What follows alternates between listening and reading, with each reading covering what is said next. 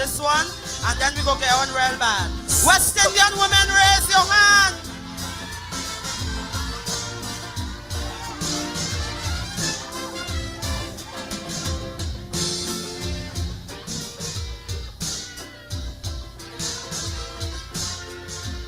Hear this. Devastation and destruction from ever since time began has been inflicted time and time and again by man against fellow man.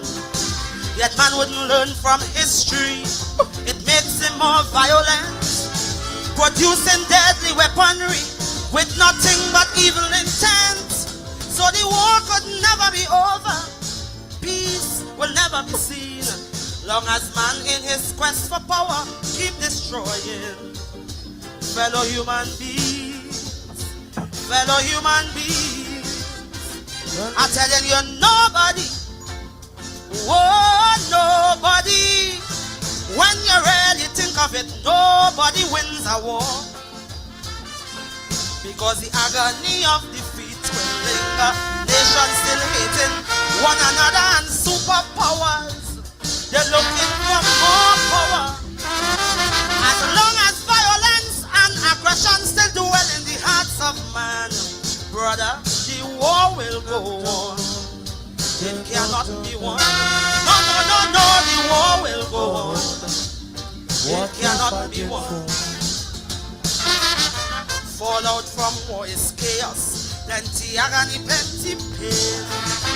Economies left in shambles that may never rise up again.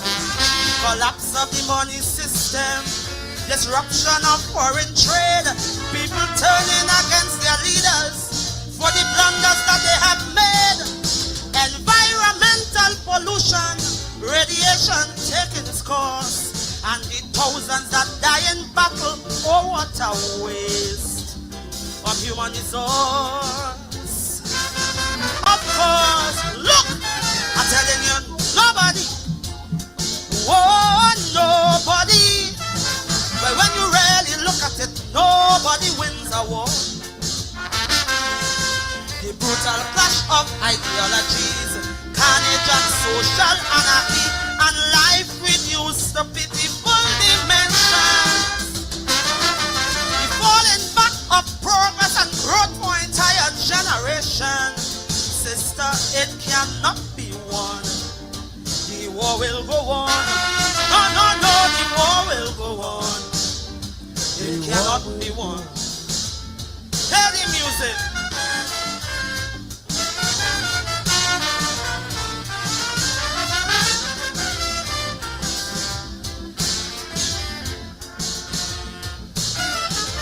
War is just like a racket. It pays dividends for a few.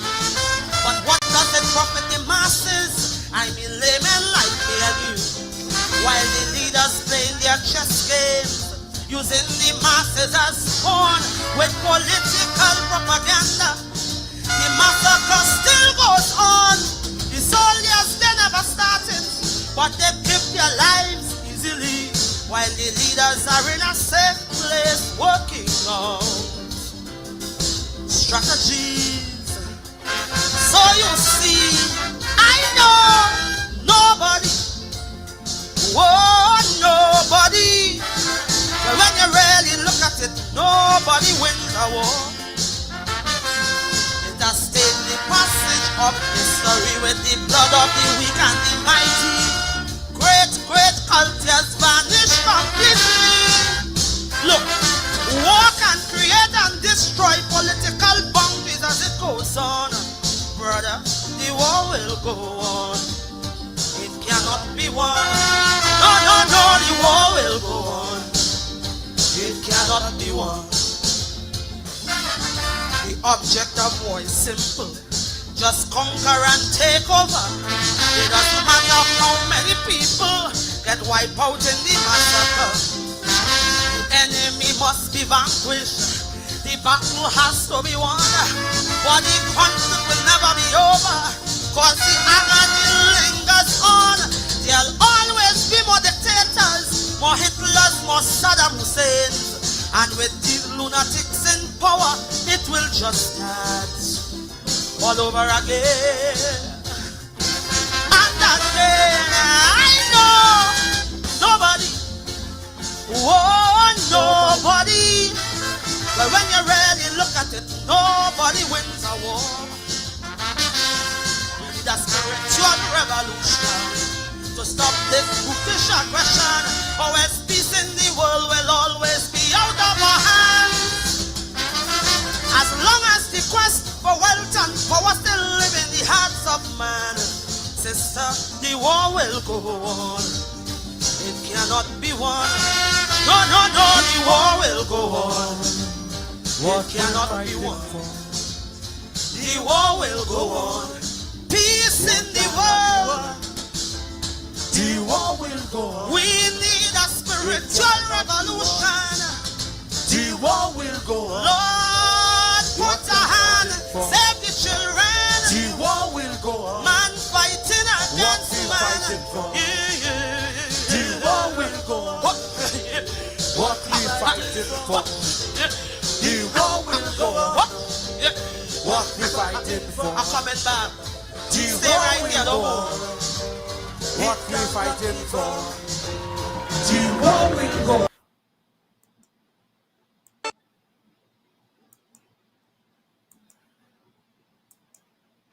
Are you ready, people? Not don't say yes, say yo-ho. Right about now, ladies and gentlemen, we continue with royalty. And I'd like to bring on stage a man, no stranger. Many, many times, Road March King, Trinidad and Tobago, all over the world. A grand entertainer. Would you please welcome on this pre-Mother's Day show, let's hear it for Austin Lion, better known as Super.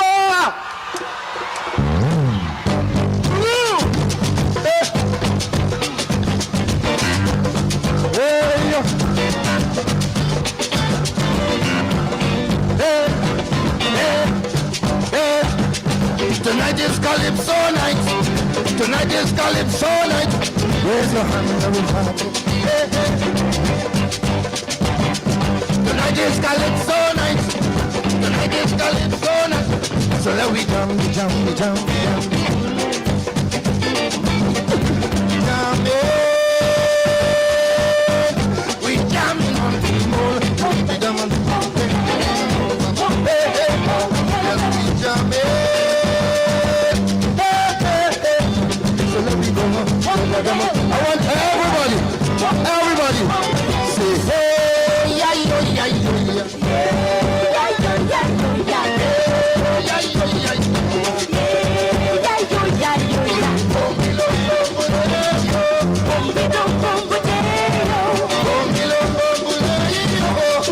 all the mothers.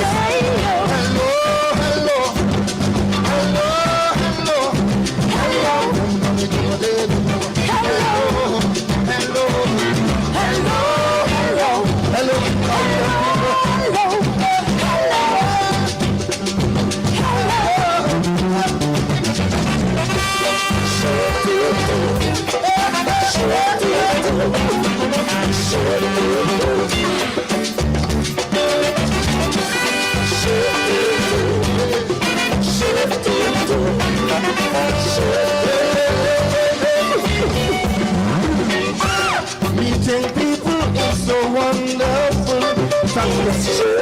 We can hardly wait to meet someone like you. Baby, just to give happy Mother's Day.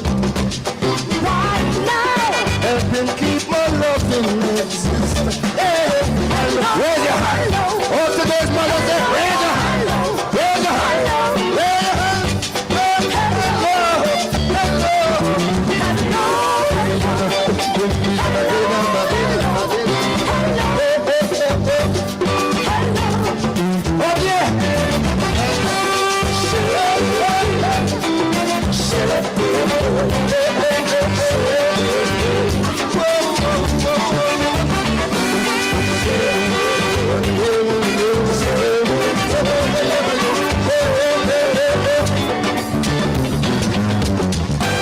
Like for instance, meeting strange faces like you. Oh yeah. Where you need assistance urgently. Oh yeah. There is no other proper way. Right now. All you've got to do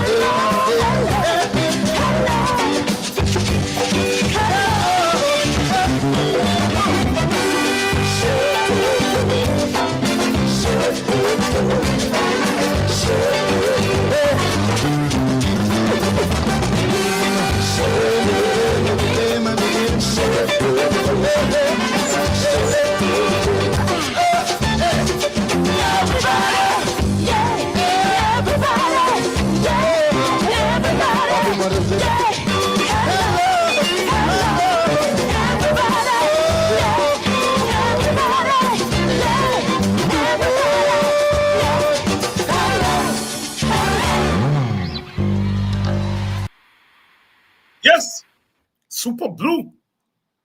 Little Shango there to start us off.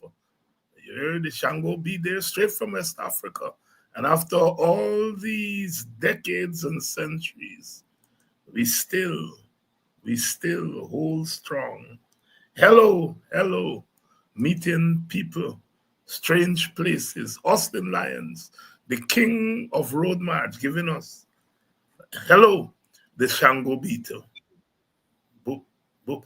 If you ever thought that you were not African, those of you who came across the Middle Passage, so of us, and survive until they say, hello, hello, hello, hello. And before that, of course, a song for the times, the war will go on, the futility of war, singing Sandra, singing Sandra, the futility of war. Nobody wins a war. Nobody wins a war. And the drums of war are beating at our doorsteps. And what can we do? What can we do? What can we do? We have a history of anti-war. You go back to um, Jimmy Cliff, Vietnam. That's way back in the 1960s. Coming right through to singing Sandra, the war will go on. The futility of war. Doing it as we do it in the Caribbean, using song and dance to tell the story, to protest, to rebuke, and to prophesize. The drums of war, of course, the United States and Venezuela. We have talked about it on this program. My position is very clear. Back in time, I might have taken an ideological anti-imperialist position, whatever.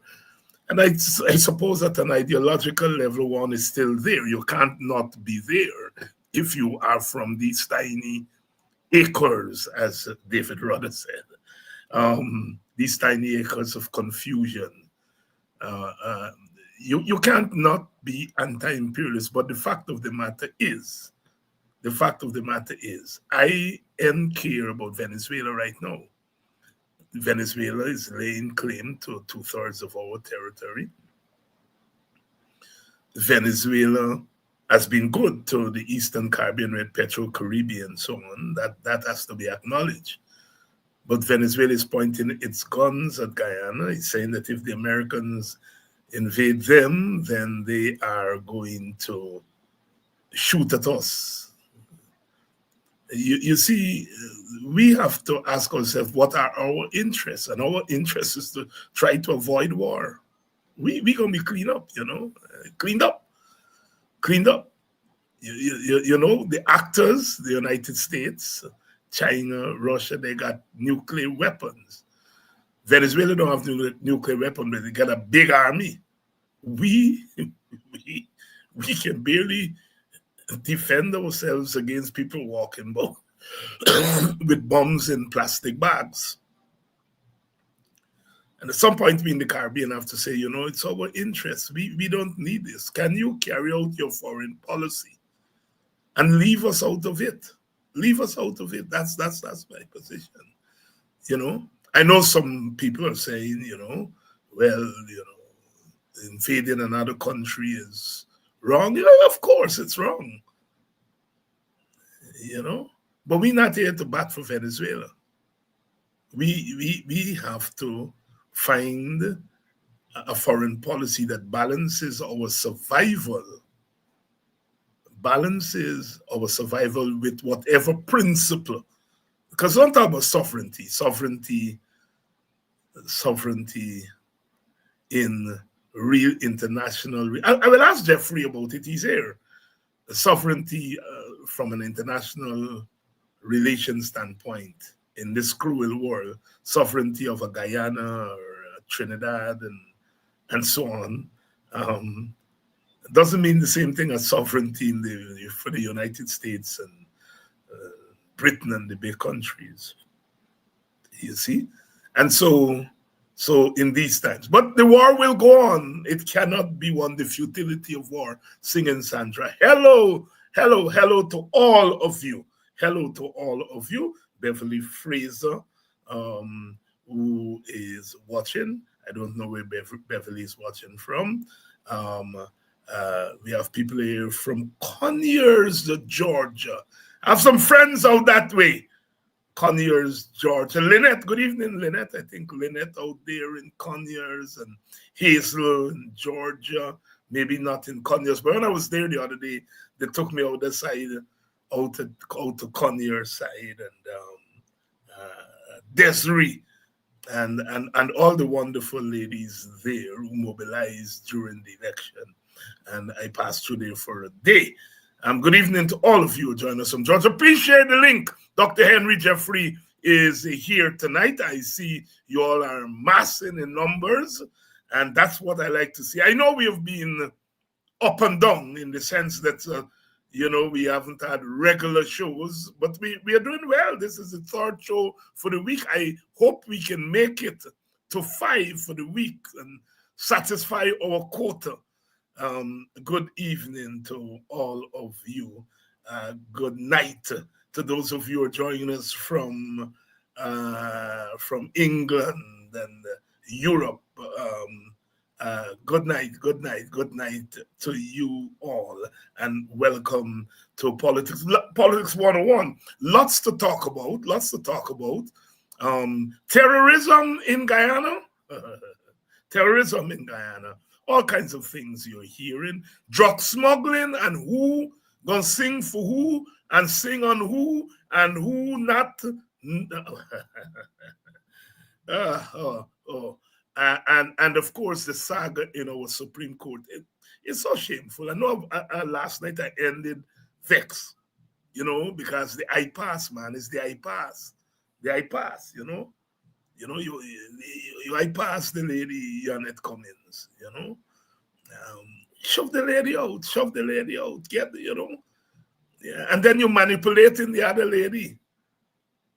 Because you pretended that you like she, but for 8 years or more, you keep she acting because you want to get rid of the other lady.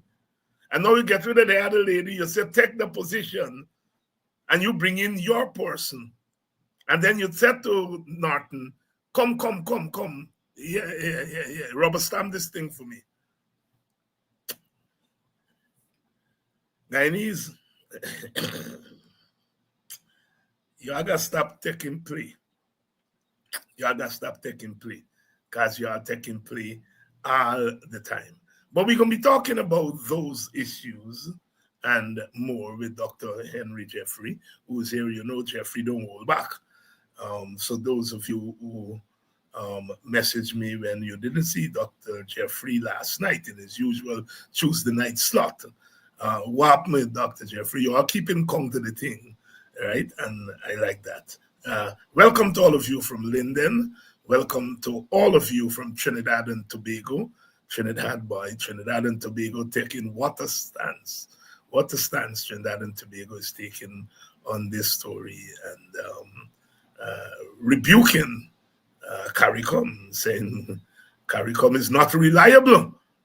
In the old days when Jamaica broke away from the Federation, 1958, 1962, and Sparrow Singh on the Federation.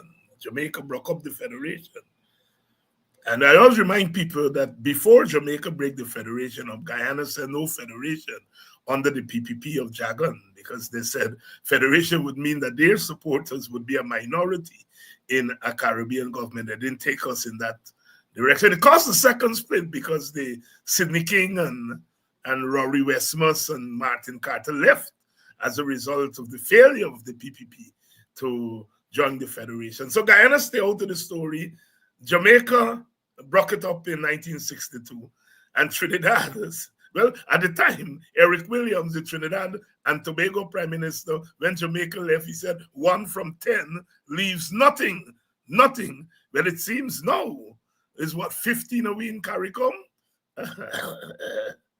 I wonder if we're going to say 1 from 15 leaves nothing, because Trinidad, under the Kamala Besessar government, I'm telling you, they, in a way, don't be surprised at the UNC, because remember at one time when there was an Indo-Guyanese government in Suriname, one in Guyana and Panday in Trinidad, there was talk about a regional integration body of those three countries, three East Indian led governments. Um, Rex Nettleford once said the East Indian has to become West Indian, just as the African became West Indian. The indigenous people became West Indian. Even the white people who come here and decide to stay here, they have to be West Indian.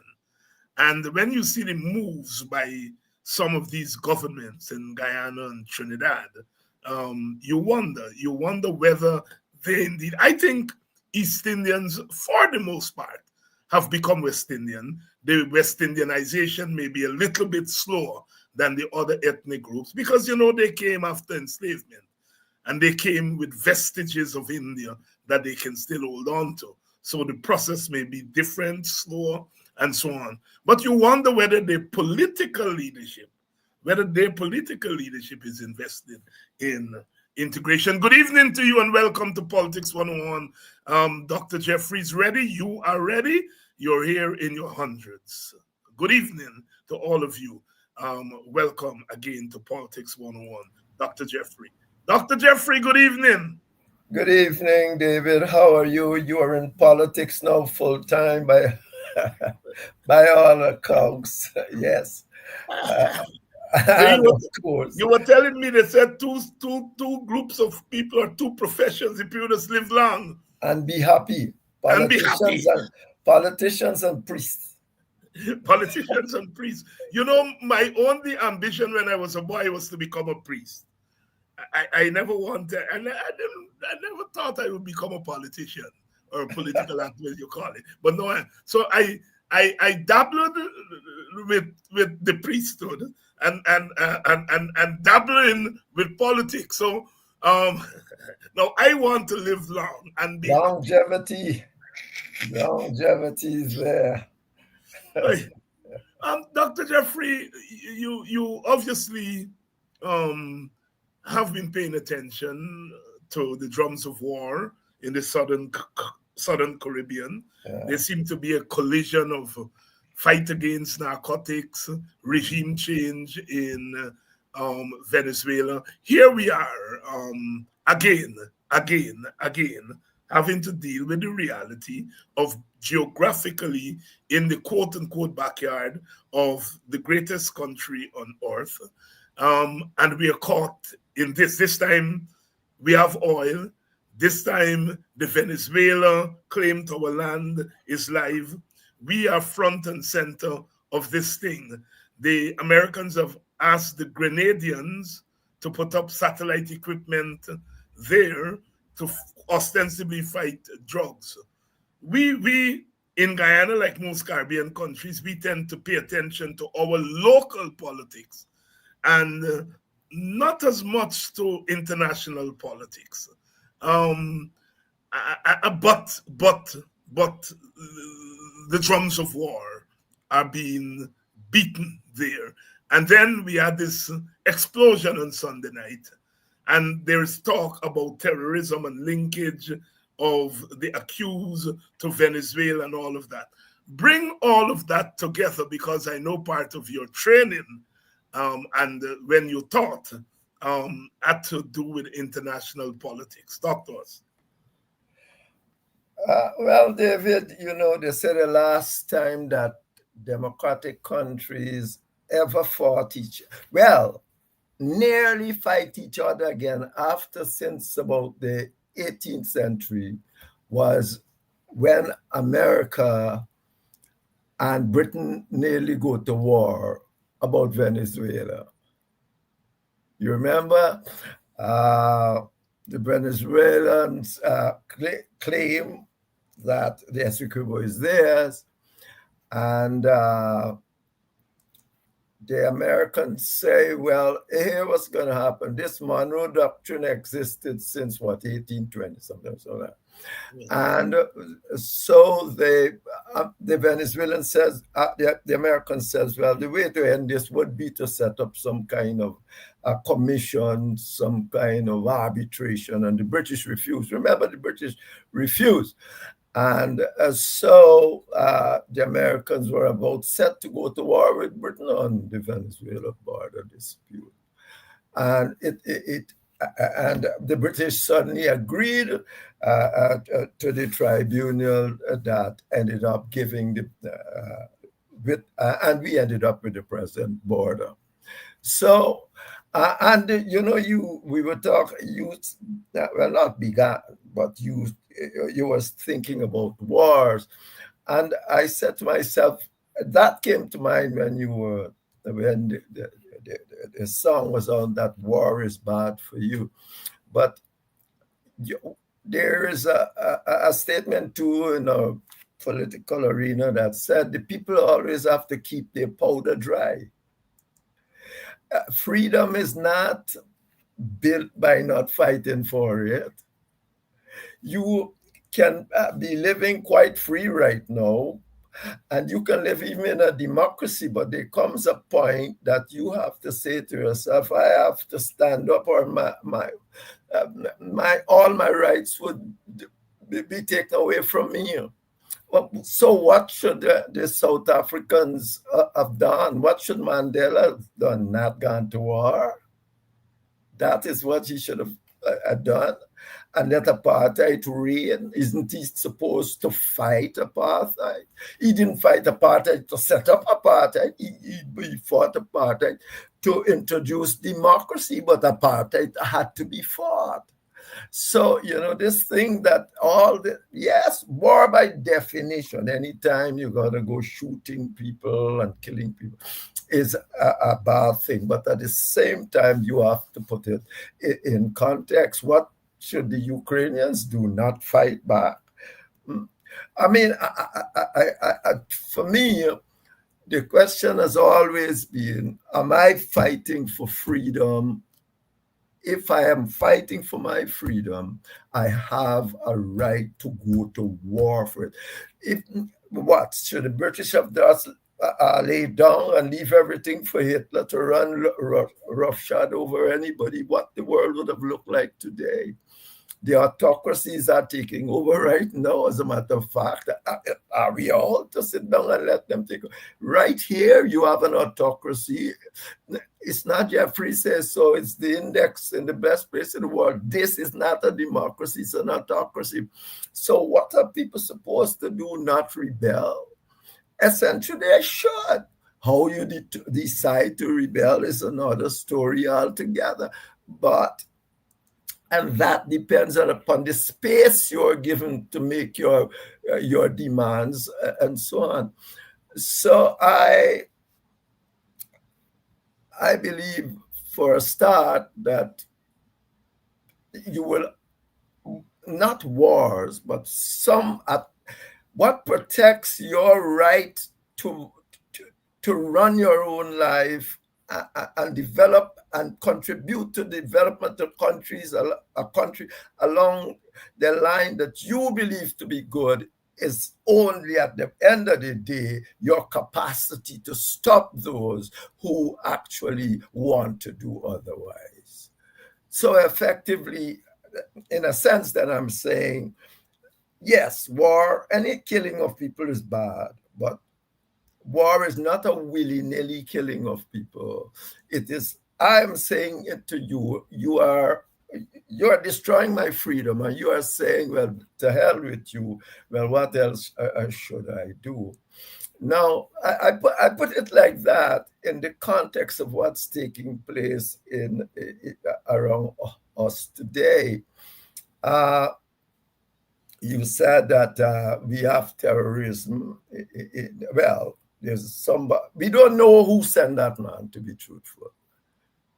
Whether or not he was sent by this group in Venezuela, we have no idea what he was doing, because we have not been told by the authorities who have captured him and said he pleaded guilty. They are not saying what he, maybe it can be a secret, what he has pleaded guilty to, or anything like that. We know nothing. I can make a case that it could be sent by any of the groups. This Solidario or whatsoever he's a member of, they are tied in with the government at some points, at other points not. There are other rivals fighting there. So you don't have know anything about what's taking place. All you know, there's a man came here with and placed the bomb and killed some people and he killed that little girl. What you'll he might consider as collateral damage because he didn't intend to do that. But at the same time, what that is the reality that we know. I can't make a statement of why he's here. I can make a lot of speculations about who can send him and who can't send him, and that might not sound too nice. But at the end of the day, we have it. The government should give us more information about what is taking place. Indeed, I can make a case maybe that the government has sent him. You understand me? So, but you don't want to go there. Because I'm saying, you were talking about Kamala, I can almost say, hey, he comes here to rile us up so we can take the American side.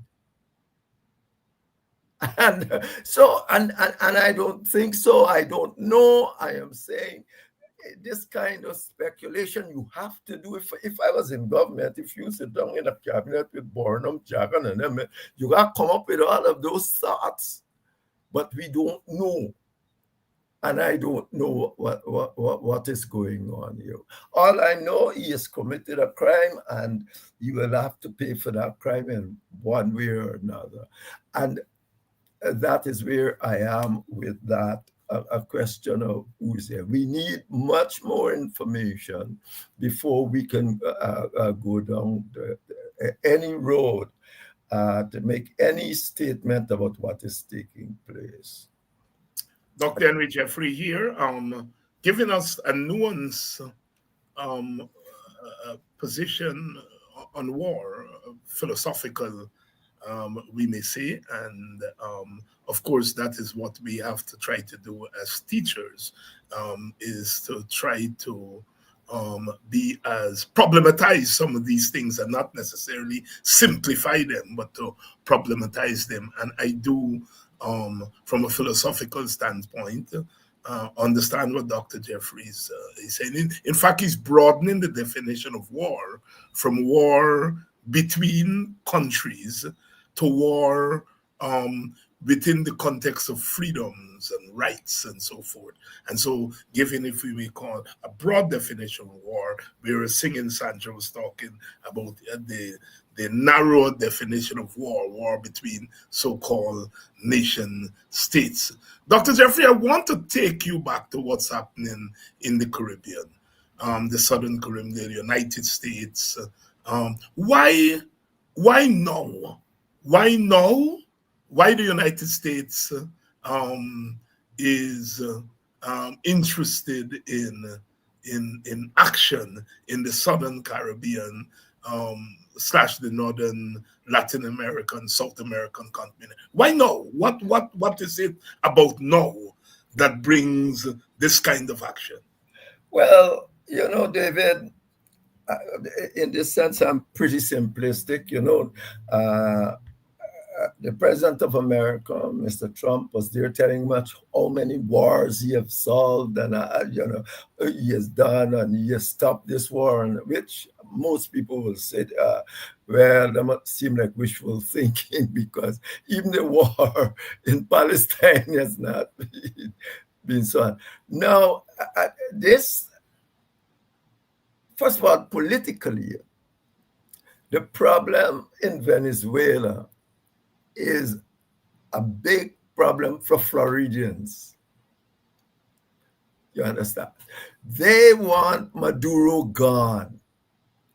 And the Republicans are Floridians for the most part. Well, the people in Florida support more or less the Republicans. And the result is that Trump has, as a Republican, if he can get rid of Maduro, would have done something that the Biden administration was unable to do, in a more diplomatic way. Now that would be a little big boost for him as going into the midterm elections. So that's an important aspect to me, that he has taken on this to this extent, because Biden was trying, but you wouldn't have gotten them going and sending all these bombers all over. But Donald Trump seemed to want to send a message to people that he is willing to go to that length to get what he wants in the international community when it suits him. Of course, you see the problem we face in Ukraine. He's not doing that in Ukraine for one reason or another.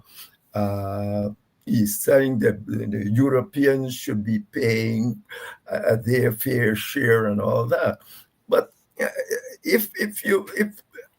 when you look at international politics, America is about, the GDP of America is about 30% of world GDP. When you add all the other European GDP, America as the leader, when they walk into a meeting, they used to walk into a meeting with almost 60, maybe more, 60% of world GDP.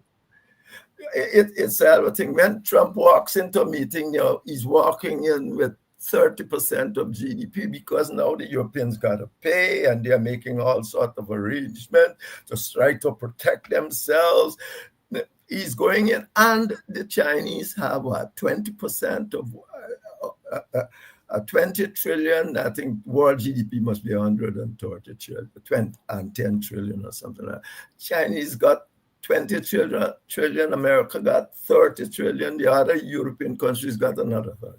So he was walking in as a man of great power and so on. That's why today you have Venezuela, Chinese shipping Russian warships and all sorts of coming in there, because it is not the same as when the leader of the Western world walked in with 60% of GDP. It isn't the difference in Venezuela.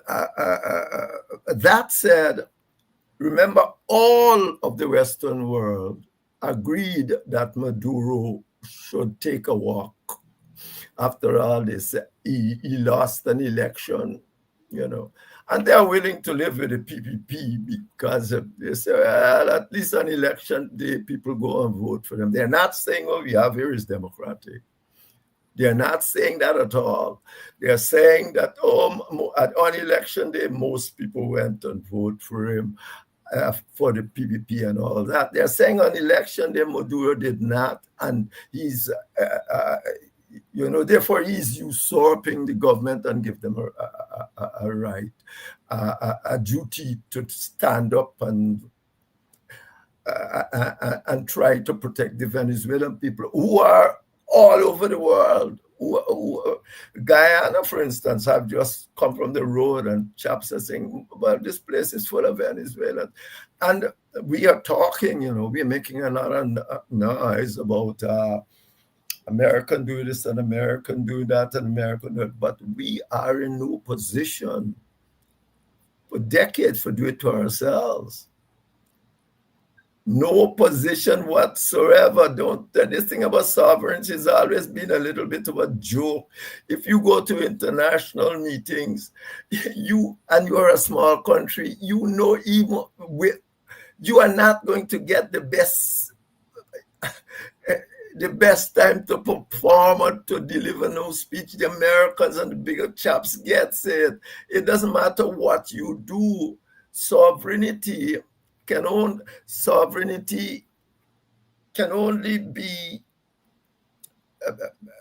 be structurally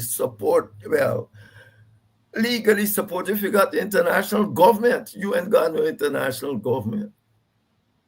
You got a whole lot of laws, but the Americans themselves, only the thing with the Seychelles the other day, we have gone to the Court of Justice, the International Court of Justice about Venezuela, but the American and the British themselves the other day, when the Court of Justice says something about Chagos Island, some one of them said, no, they're not accepting it.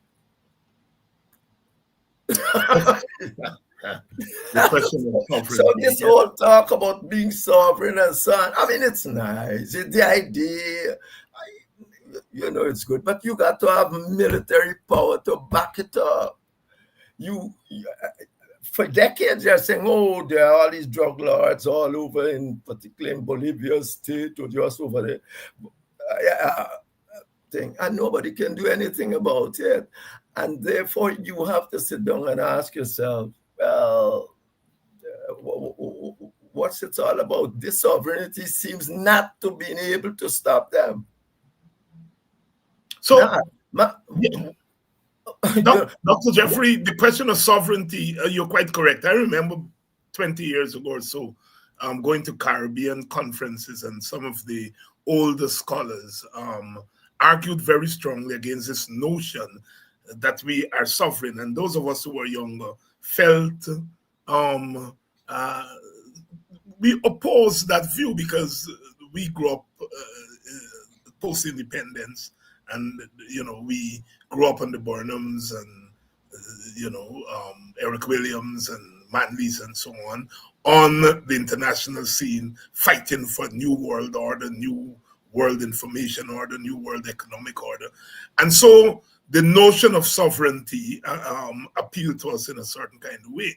But I have to say that as I have matured, I've come around to understanding the argument of limited sovereignty or tenuous sovereignty. The issue is for us in the Caribbean here. I'm asking you this: is there anything we can do? If America wants to come into the territory and use us as a jumping off point to take out Maduro and others, we say we are calling for a zone of peace, but does that mean anything? Yeah, well, it means, at least it sends the notion of what it is, how we like to. It's like sovereignty itself.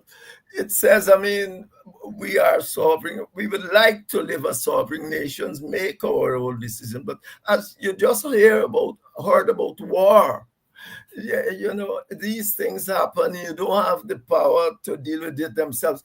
They can leave. They can be left there to fester. All these drug dealing things can be left there to fester. They have been, they were being left there to fester. They have been coming in Guyana, being in Trinidad. They have been thing to fester. So in a sense, the American has a point that, look, and they're coming to my country. That's all they're saying. These people are ending up in my country. I have a major problem. When I see people blowing up people and all of that, I said this without any judicial or anything. I think it's totally wrong. But on the other hand, I said to myself, are these people warned as they're going? Are you just coming in a plane and blow them up? I have not heard anybody saying that these people are told to turn back, stop, turn back. Now, that is also an important issue because you know that that America is out there. They're saying when they tell you stop, we suspect, that's what they're saying. We suspect you of carrying drugs, stop, turn back. Do they send a message out or thing like that to tell these people, and then they continue on? All of that will be involved in mitigating circumstances. We said to you, we have thing as a drug dealers are going to in our country every minute. And we are saying to you, we suspect you of drug dealing. If you do not stop, you'll take certain hard things. And they just go on. I have not heard or read anything saying that they are warned of this in any way. And I think that's an important element when we are talking about going killing people and you're shooting up boats. But as everything I've said here, if you notice, it's always a bit never conclusive. Because effectively, you know that the drug dealers got to be stopped. You have not been able to stop them in decades. Somebody else, somebody else is coming to try and stop them.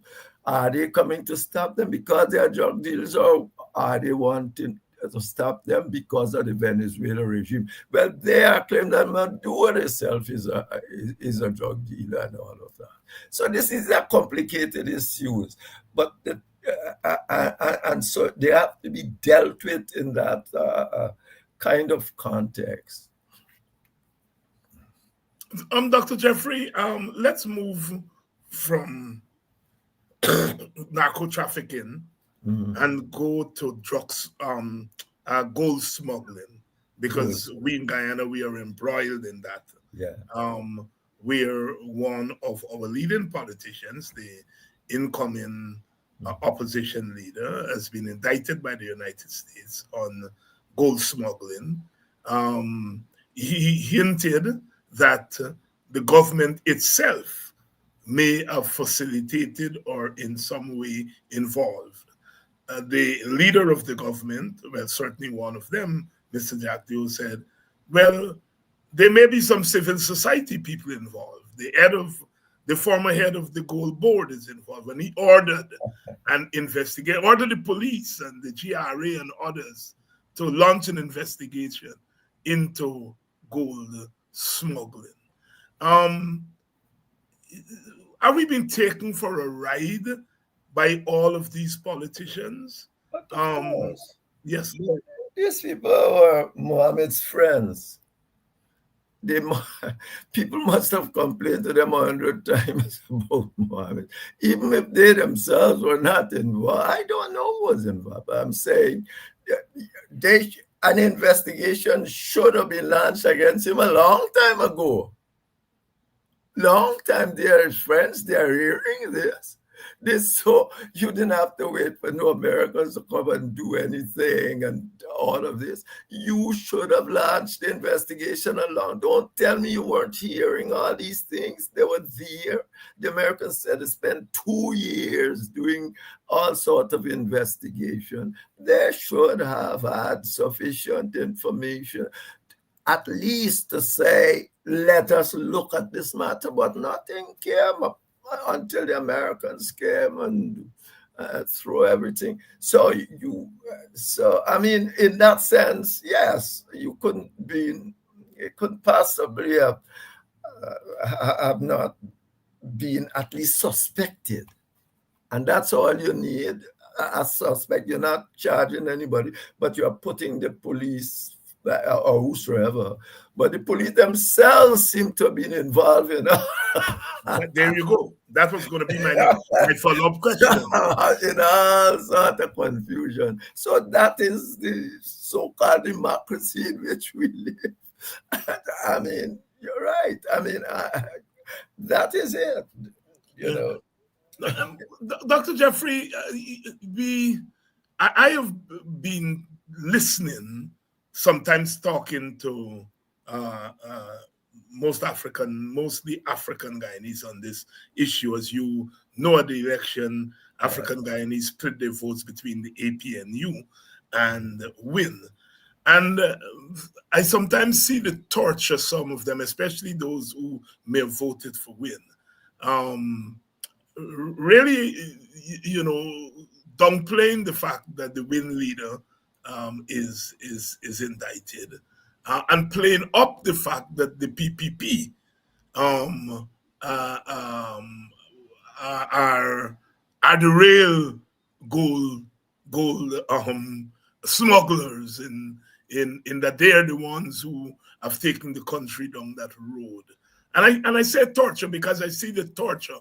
On the one hand, I don't think that they are supporting gold smuggling, but on the other hand, the visceral dislike for the PPP seems to take precedence over the fact that Mohammed was friends with the PPP, and that the crimes that he is being accused of was as a result of his friendship with the PPP. Talk to that torture among those mainly African Guyanese who would have voted for Mohammed. David, you have The PPP over 20 years have impoverished black people deliberately. I wrote a book on it. You have done some ads for that right here. So they have done that deliberately. They have done that by keeping a rate wages just below, always just by the inflation rate, 5%, 4%, 3%. Jagan had always said, and that's why I said, you mustn't say, you can't just say PPP. PPP different at different times. Just like people say PNC is not the same group because they are different. Jagan used to say that public servants must be paid the inflation rate and plus any a growth in the economy, he's supposed to say, and real growth in the economy. So if the inflation rate was 5 and real growth was 6, then maybe they should get 11, 10. I don't know. Yeah, but that was it. When they came and they getting to this thing of paramountcy, they suspended collective bargaining altogether. So there's no, and that's one of the things you people got to bring back. They suspended collective bargaining. Even the last time you see the torture and torment, you had to go through to get collective bargaining with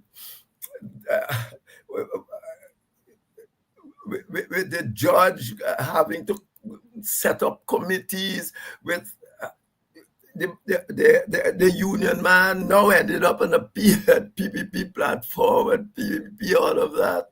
The leader, the teachers union. Yes. So you see what's happening. They have used those kind of the instruments they have to actually impoverish black people. You look, the Indians were agriculturists. The black people had a whole lot of technical colleges in their community. Burnham start with community high school, then he set up PICs, practical instruction center. See where they are now. They are saying they are building them back. Why destroy them in the first place? Black people used to be the people that do the technician work and all sides for agriculture. But PPP did it. As I said, I think on this program before, look, athletics. The PPP carried the athletic track where at Lenora. They all weather track. Why would you do that? Why? Is Lenora now over there? Yeah, so, Lenora, yes. Yeah. Who in Lenora? That track should be in an. It shouldn't even be at Linden, although that might be more ideal place. It got to be around Georgetown, where Africans around this world have done well. You take the only all-weather track you have and put it in Lenora. Yeah, I mean. And that's only the tip of the iceberg. That's why I always said, and I expect from you and people in Parliament, that you must have an ethnic disparity analysis of what has taken place. People will get blamed if you do a thing like that, but in order to rectify the situation, you have to get, it's an important thing, an ethnic disparity analysis. Britain doing it. Australia, I think, done it. So, I mean, you can do that because these people were badly. So now we are talking about Mohammed. Now that's where we come to Mohammed. Because the PPP, you maybe get it from the PPP too.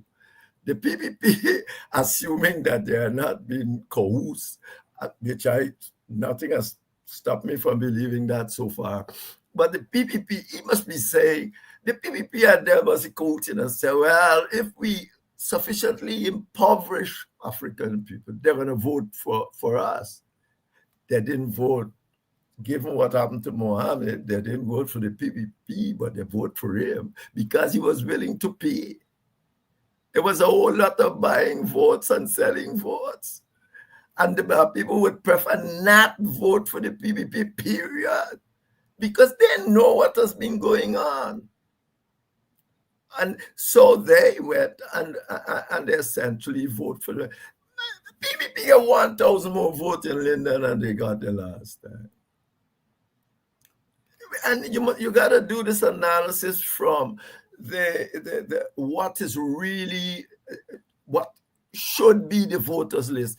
Don't worry, that's 700 or something thousand, because then when you go from there, it look like a lot of people did not vote. Right. And they say, oh, black people still and all that. No. If you go to the 515,000 that's supposed to be there, and you know that the Indian vote solidly for the PPP, they have 40% of the population, and of course, they always get a good deal of Amerindian vote proportionately. You will see that the PPP has, that's what they have gotten to get to the 50%. And because of the split in the PNC, and a few black might have stayed home. So we have to be very, very careful that this is not about race and racism. It's about justice. Yeah. It's about justice. If you can't understand this, well, you are not on my side. It's about justice. I'm not racist. I don't know. I joined PPP when how many Indians joined PNC? You fought for the PPP on the road and maybe get locked up all on the road with the PPP. So how many are these people who tell you, you're a racist? Go and join another party at any one of time, any point of time. You mentioned the thing about Jagan and the Federation. The Federation. But he couldn't do it because in 1951, he already wrote a letter to the goddamn communists telling them that he going to carry Guyana and the Caribbean into the communist world. So how he going to he wanted them down. It's around 1951 he did it. So he already committed to the communists. We didn't know that. I used to always tell Shadi all the time, I knew long before I became minister that he's a communist and people right to keep him out of government. I've told him that all the time. To the point where the Berlin Wall fell, and I met him. I went to see Boise Ramkar in Freedom House. So he's always gaff and maybe buy some books or something. And I saw him and I said, your time came. Your time come. He said, what are you talking about? I said, but you're irrelevant now. The Berlin Wall fall, communism finish. He said, Jeffrey, bring some people by my house and we talk about it. And I took persons by my house who are still alive today. I took them and we sit down. I say, your time has arrived to become President of Ghana because you are totally ideologically irrelevant.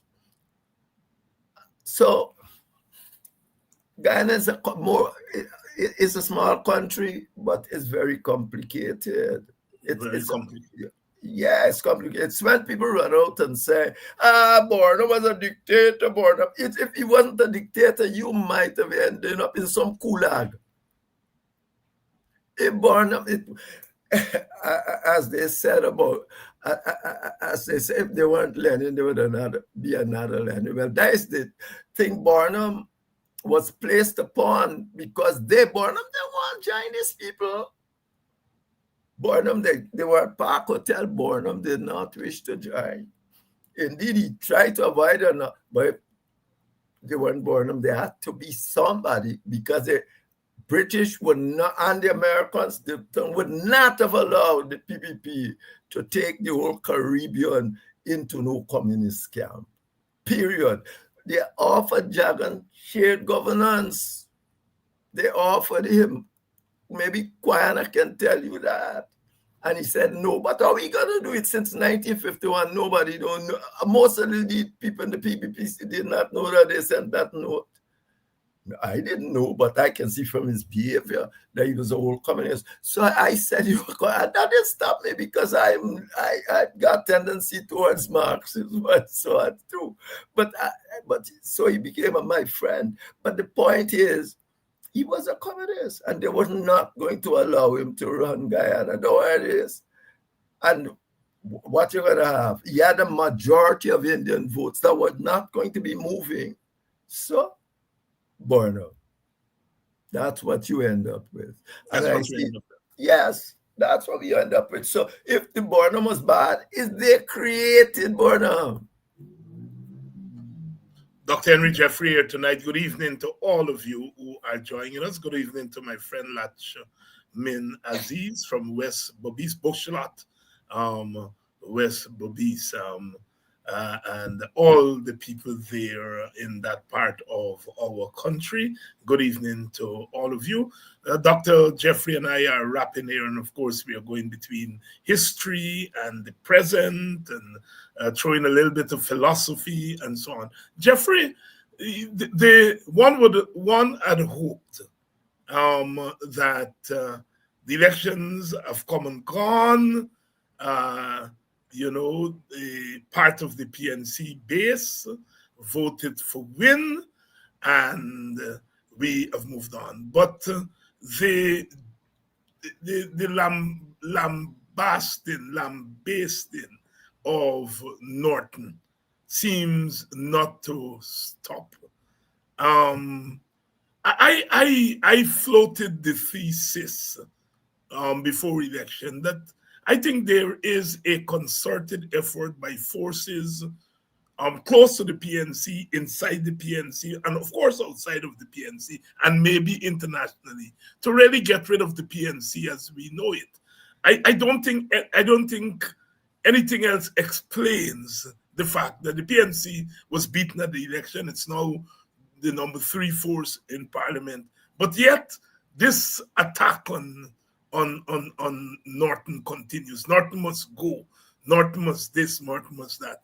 Weighing on my thesis that there seems to be a concerted plan to get rid of the PNC as we know it. The PNC, it came out, the history of the PNC is one about democratic centralism. It's just like the PPP. Mm-hmm. What happened to Norton couldn't happen in the PPP because there is no democracy there. They go and they do all sorts of maneuvers and put whoever they want. Now, so effectively, what particularly the old guards, I'm telling you, in my view, I don't think that is they want to get rid of the PNC, but they wanted to get rid of Norton. And they wanted to get rid of Norton for many reasons. But one important one, apparently, remember Norton was the manager for Carl Greenwich. Yeah. When Carl Greenwich ran. And when apparently all sort of jiggery-poogery happened, and they suddenly not Greenwich didn't want to win anymore, but Granger. Now Norton was a manager for Granger at a point of time, and quite a raucous establishment. There is not forgiven for that particular thing.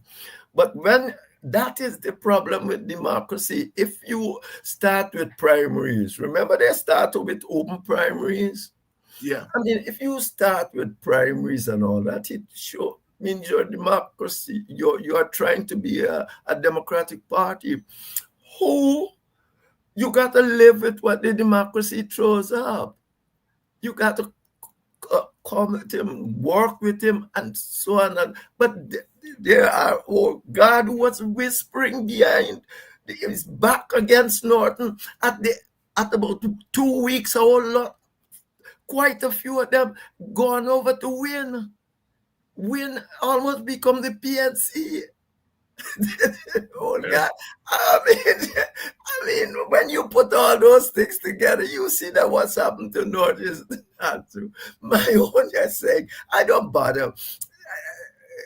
for a thing like that to be meaningful, it has to happen in about 3 years. It got to happen about 3 times, about 15 years for you to tell me that wind makes anything inroads. It happened for a very long time. So effectively, what Norton was fighting is part of the PNC and the PPP. And this is the result. So, I mean, that's, so far as I'm concerned, it's not any. Yeah. The PPP would like to see the back end of the PNC, of course. Why you think they've been punishing you for all these years and almost want to starve you out of it? Because they would like to see the PNC. But this here, I don't think it can be blamed on the PNC. What exists, when you say it's the PNC or APNU, it's a divided PNC or APNU went to the election. And that is how you have to analyze it. If you forget it and just call it the PNC, well, you will get any sort of a result, any interpretation you want. Let's talk some practical politics, Henry, because there are lots of introspection, quarreling. You see it at the lower levels and so on, but I suspect even at the higher levels of the PNC on what the PNC should do. I've heard suggestions like the party needs to be rebuilt. Not a view that I share, because I don't think the party is broken, right? But the party needs to be rebuilt, and we need, the party needs this and the party needs weigh in on that, because you have laid out the theory there that the party went to the election as a divided party. Yes. Of course, and so therefore it is not that some people said the party didn't do enough work and the party didn't do this, and you need to go now and do work and so on. No, it's nonsense. Yeah. And if you buy into the unitary party thing, you're going to see all this foolishness. But the party was not united. You got the 2 parties. Half of them have gone over to win by 3, nearly the last 4 weeks. And then the thing, this what's her name become the deputy to Mohammed and all that. Your WPA person. So effectively, the analysis must take into consideration that the PNC that ran for the election is not the total PNC. If you don't do it, you're just mischievous. You're just mischievous. It's not there. The minute anybody come talking to me about that and they start saying the PNC, I say, which PNC? What is the PNC? What do you think Norton was? Yeah, he had a name of APNU and all of that, but that is it. You got to take the concrete reality into consideration. He was not the PNC designation alone. I can say I'm king, that don't make me king. It's the reality on the ground that makes me king. So therefore, North was half, if so much, of the PNC going out there, and the others being whispering against him all over the place. And they had their whisper campaign and all sort of organization. That is the real PNC, and that is what put Win in where it is. And thank the Lord, I'm not churchman. Thank the Lord they put the PPP there. It didn't put the PPP there. Dr. Henry Jeffrey here bringing a new lens to the politics, and that's what we try to do here. Try to open up the thing, because I like Jeffrey, I don't agree with that whole thing that the party needs to be rebuilt, and not to rebuild the party when he come in. In clearly, when the party was in power for that 5 years, they had neglected the party structures, and so Norton came in, and that's what he did. He increased the membership, increased party groups, etc., etc., etc. So this whole notion that the elections or the base was part of the basement away because the party was broken. I don't know. No. Anyway, it was a struggle for power. Yeah. Yes, struggle for power. It was a simple as struggle for power in the PNC that allowed it to split. The oligarchs in the PNC determined that they must get their way. Even after you win an election in the membership, they are telling you, oh, I bring a man that is better than you. Yes, why is he better than me? He looks better than you. I mean, this is foolishness. It's stupidness. So that is essentially what happened there. So, Jeffrey, the National Assembly is going to be convened next week. And of course, we now have 3 parties in the National Assembly. But you also have Forward Guyana Movement led by Amanza Walton Desir. And you have the WPA there, although it's part of the APNU delegation. From everything that the party has said, they see their role as a dual role, representing the WPA while being part of the APNU. So in effect, you have 2 small parties in the National Assembly. Given the winner-take-all system, given everything, we know that the National Assembly has really not been an institution that has been able to bring about any big change in the society. But tell us what, from your standpoint, what's the role of these quote-unquote small parties, one representative in the National Assembly? What should be their role in such a configuration? Try to build Guyana into a democratic society. Right now, Guyana is an autocratic dictatorship. Story done. It's not Jeffrey says so. That is known.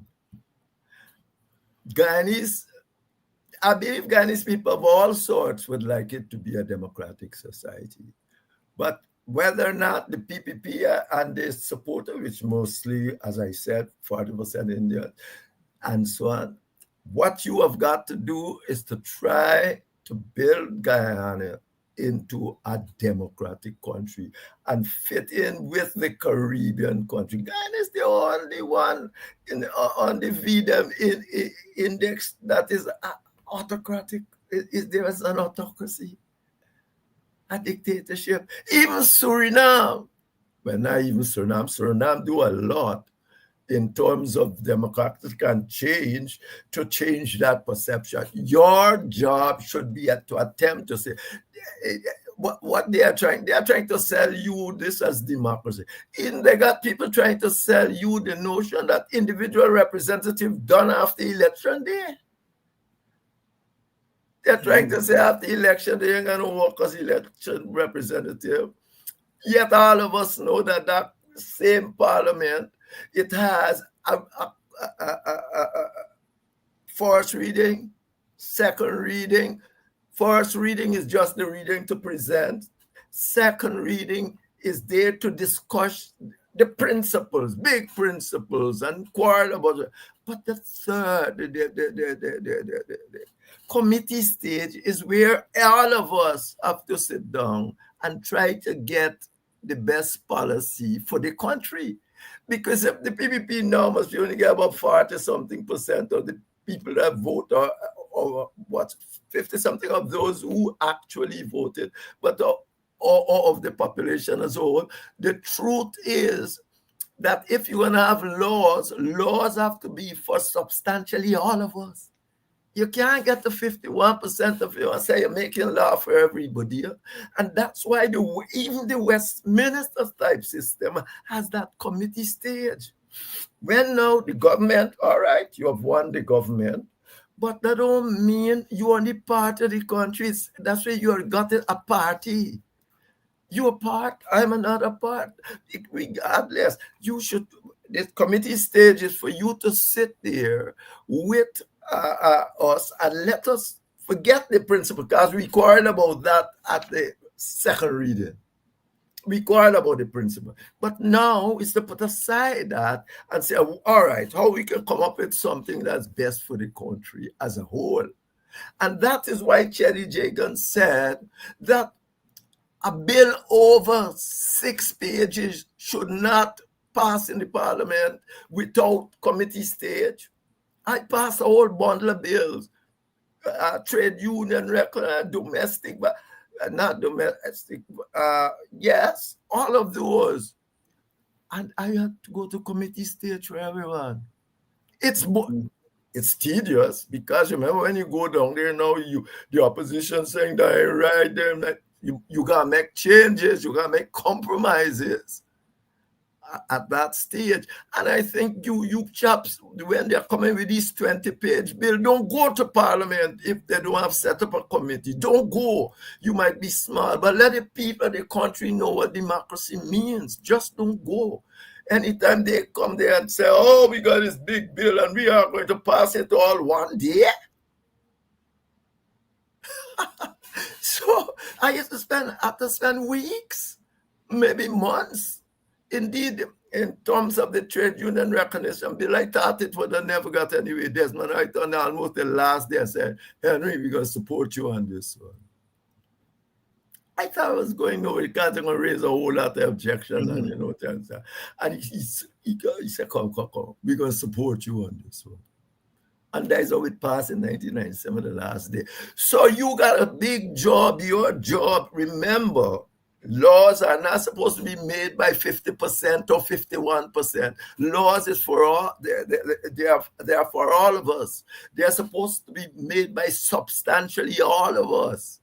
And therefore we sit there, and after we quarrel about the principle you got and all that, we are saying, all right, you want a lot of, we see where we can go with this, and we compromise, much less constitutions.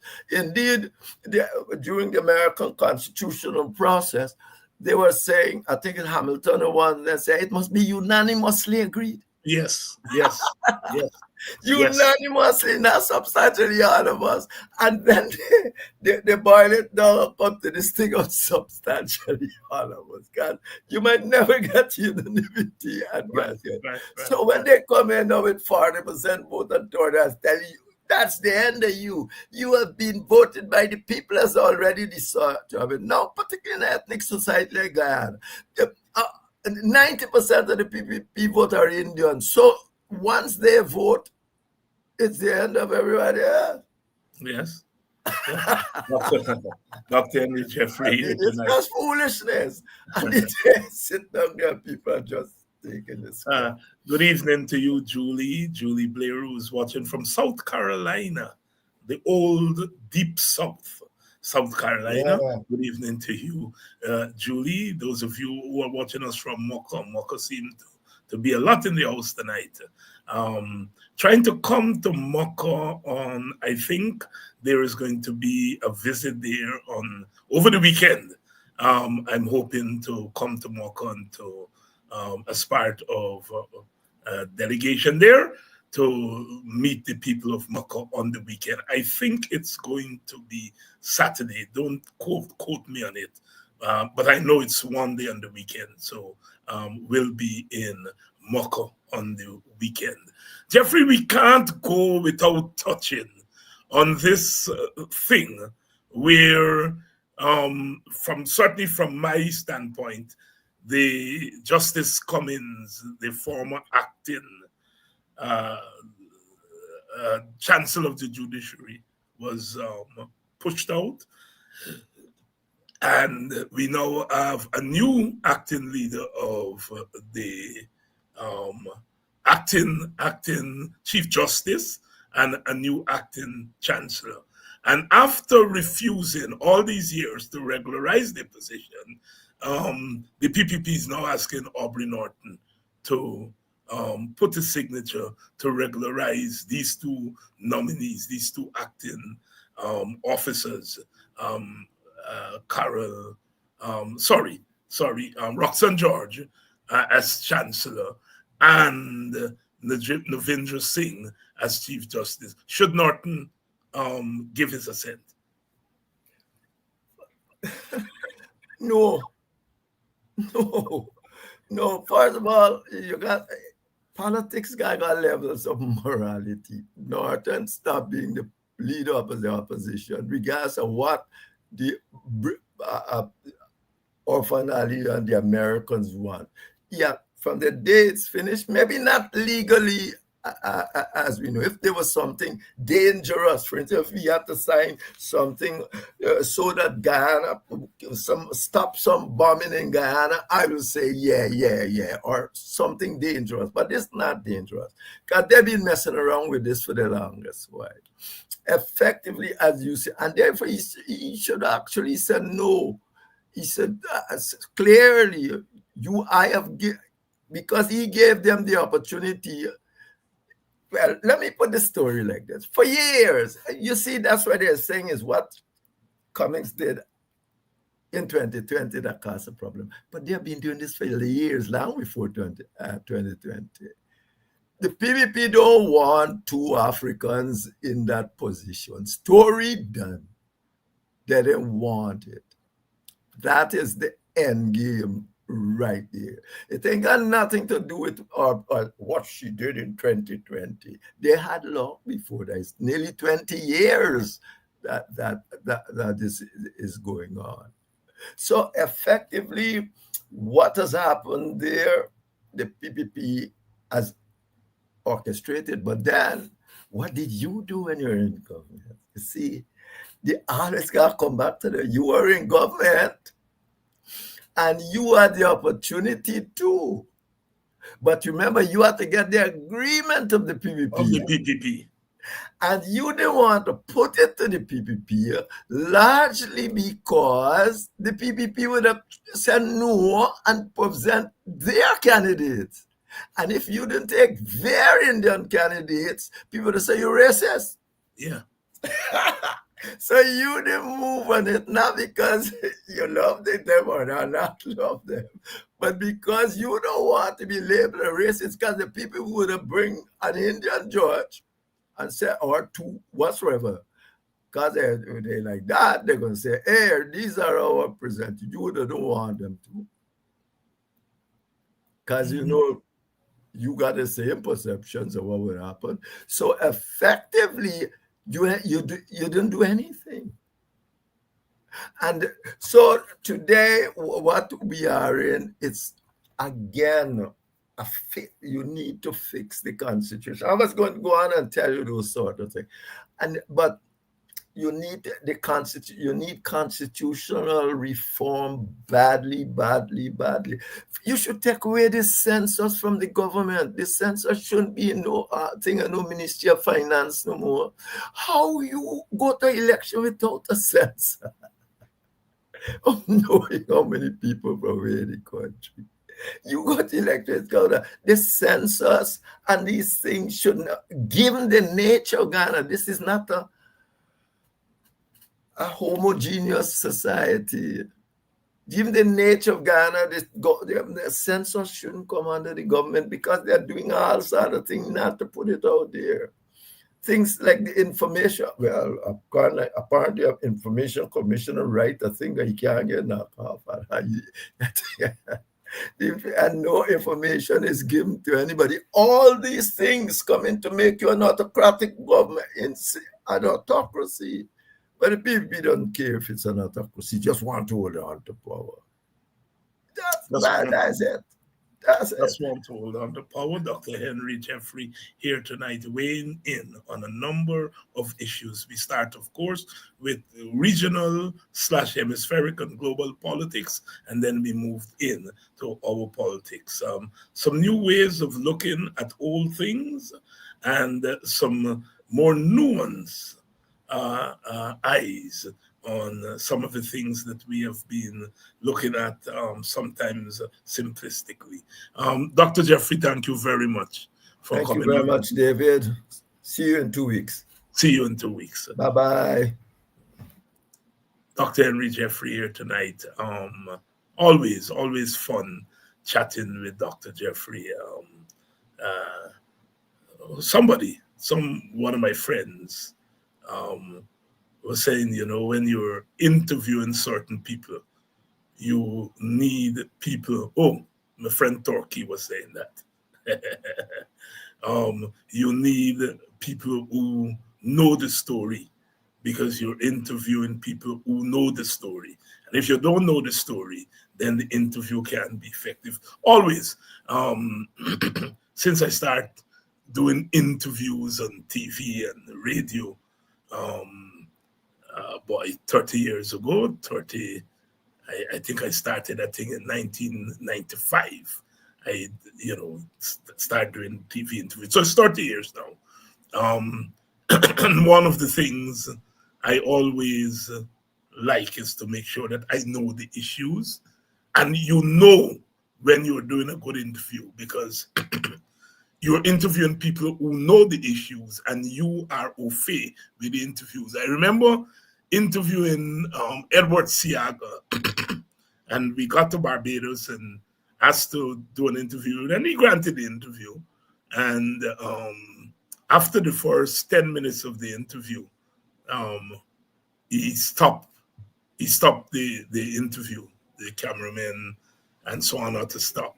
And he got up and he he said to his secretary, ask her why didn't she tell him that he was coming to do a real interview. And he got up, went into his offices, and came out with a stack of documents and papers and give me. And he said, you can continue the interview now. And we were supposed to have interviewed him for 1 hour. We ended up interviewing him for 2 hours. Largely because he recognized in the first 10 minutes of the interview that I had done my homework. I knew Jamaican politics. I knew Jamaican political history. I knew his political history. And he wasn't prepared for that. In the end, like I said, we had a wonderful interview. So when I interview people like Jeffrey and some of the guests that I bring on here, I enjoy it because I know that I'm interviewing people who know the issues. And after years of doing it, I myself have somewhat au fait with a lot of the issues, and a lot of you share that view, that our program try to teach. Thank you all. So many people the other day wrote me to say that I think early in this week we were talking about some Caribbean politics, and to say, was it last night? I can't remember, or the night before, when we were talking about Barbados seceding from the British, and it's Barbados having the second oldest parliament in the world. So many people said to continue to bring that kind of information, because it's not very often one gets to dig into that kind of thing. I thank you all so much for having us. Tomorrow night we're going to have Vincent Alexander. We haven't talked about what's happening in GCOM. As you know, GCOM has now stopped. The chair has stopped GCOM from functioning because she feels that the composition of GCOM is not in order. And there's been a lot of exchanges between herself and the 3 commissioners nominated by the previous opposition leader. Vincent Alexander is going to be here tomorrow night.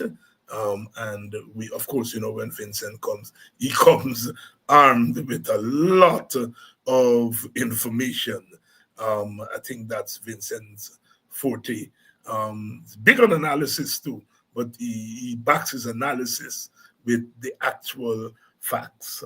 I want to thank you all for staying with us tonight as we dug into some of these issues. Good evening to my friend John C. Paul. Good evening to all of you who have joined us tonight. We made it through half the week without any interruption. Tomorrow night, I know we're going to make it through. And then Friday night, we are going to have a big cast. Good evening to my elder friend, Ernest Elliott, former member of parliament for the People's National Congress, now retired. But I always say, as a WPA man, when we got into the coalition, and you got to now go to Congress Place, and you got there, and it's a strange place. And I remember Ornis being one of the persons that made us feel at home. People like Ornis and Corbyn, I'm talking about Robert Corbyn, and some of the others made us feel at home, because you're talking about two old warriors in terms of the WPA and the PNC, and so you had to thaw the ice and so on. And Ornis was very instrumental, certainly for me, in terms of making you feel. Think now them PNC riders want to chase me out of Congress Place because they say when I go there, me and the ladies at Congress Place is too much friend. So me friend, my PNC friends, one of them from Buxton who shall be nameless, this time he gonna put me out of Congress Place, becoming too frenzy with Congress Place people. But politics are like that. So tomorrow night, Vincent Alexander is going to be here. Those of you who still want to enroll for the Introduction to Pan-Africanism course, which begins on Saturday we're going to be on from 4 to 6. It's an online course, introduction. We still have some vacant seats. Please call the number on the screen and enroll. They're charging an enrollment fee, but if you don't have the fee, by God, please indicate that to the person that you will be speaking with and tell them you don't got the fee, but you want to do the course. And I have left some instructions with them that the registration fee should not be a deterrence for somebody participating in the course. The information is at the bottom of the screen. So I'll see you all tomorrow night. And as I said, I'll be coming to Moko on Saturday. On Saturday, the APNU/PNC is having a kind of listening tour of Moko. A pleasant good evening to Sister Nima Flubes, who was probably the hardest working political activist in Guyana, period. Not just PNC or APNU, but in Guyana. Hardest working, very conscientious, and so on. Thank you very much. I'd like to say thanks to the staff at Parliament Buildings, who I've been for the last couple of days interacting with, mostly on the phone, well, not mostly, on the phone. Very pleasant staff there, and I'm all the way up in Buxton, and you all know the story on the road and traffic and so on thing. They were able to drop my documents and other formal stuff that I need here at Buxton, and I want to say thanks to the drivers and the clerks, the clerk who came with the driver and so forth, coming up to Buxton and making sure that I get my stuff. Also want to say a big shout out to the PR team of APNU, also recognizing that I don't want to go to town these days, man, in the traffic too much, but they came up today to shoot a video with me, and I want to say thanks because they got to deal with the traffic. But they were gracious enough to say, Dr. Hines, if you don't want to come down to town, we are going to come there. Drayton and Josiah and Tara, I want to thank you all for coming up to Buxton today and braving the traffic and saving the old man from from having to hit the road. Not only the traffic is bad and so on, but the while driving, I just can't take it these days. I just can't take it at all. So I want to thank the staff at the Parliament Buildings and thank the PR staff of APNU for coming up to Buxton. And it's good to come up to the country. It's good to do those things. Get out of tongue. Everything is tongue. It's good that people come out into the countryside. You get a chance to see country people in their natural habitat and so forth. And they don't play, because as soon as the people left, the pastor, see the official people come. I hope it's Parliament. Mr. Hines, I see they come. I hope it's Parliament. Oh boy, they don't play. You don't see them, but they're watching. They're watching. Thank you all, my fellow Buxtonians, especially those here at the line top who have assigned themselves my security detail. They don't miss anything. They don't miss anything. Thank you all so much. I am going to see you all tomorrow night. Same time, same place.